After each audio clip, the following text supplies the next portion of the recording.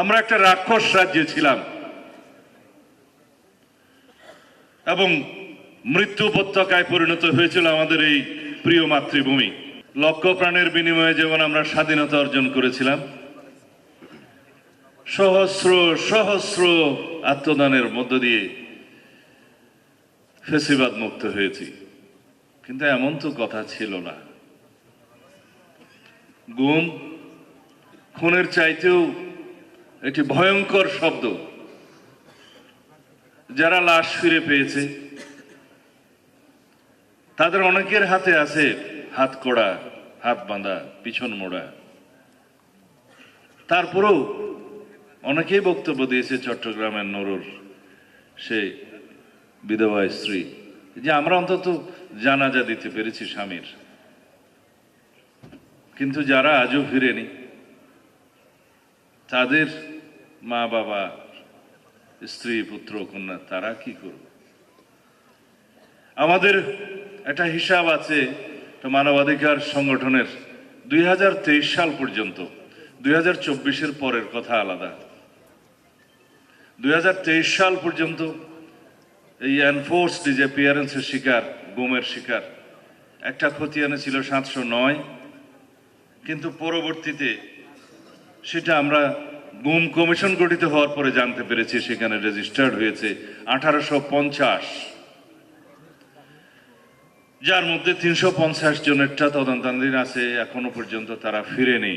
কিন্তু সেই 709 যে হিসাবটা ছিল তার মধ্যে 155 জন ফিরেনি আজও। তারা আমাদের মতো সৌভাগ্যবান হতে পারেনি। বিচার বহির্ভূত হত্যাকাণ্ডের শিকার সেই সংগঠনের মধ্যে 2693 জন 2023 সাল পর্যন্ত, কিন্তু সেটা পরবর্তীতে 3000 অতিক্রম করেছে।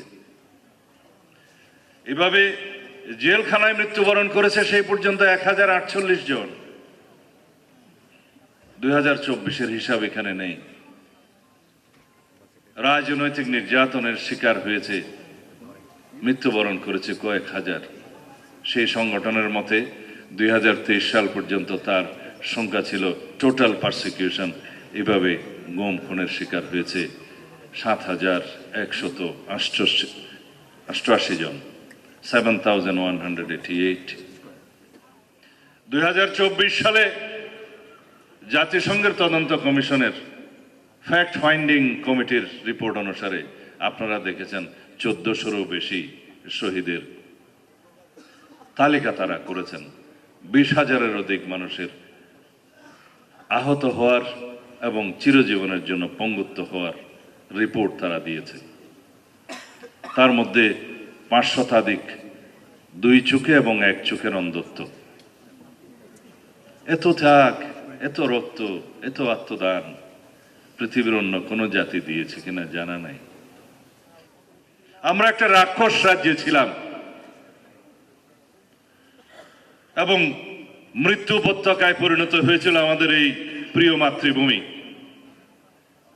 সেখান থেকে মুক্তি পেতে যারা অবদান রেখেছেন, যারা রক্ত দিয়েছেন, শহীদ হয়েছেন, গুম হয়েছেন, খুন হয়েছেন, যারা অশ্রু দিচ্ছেন অবিরত,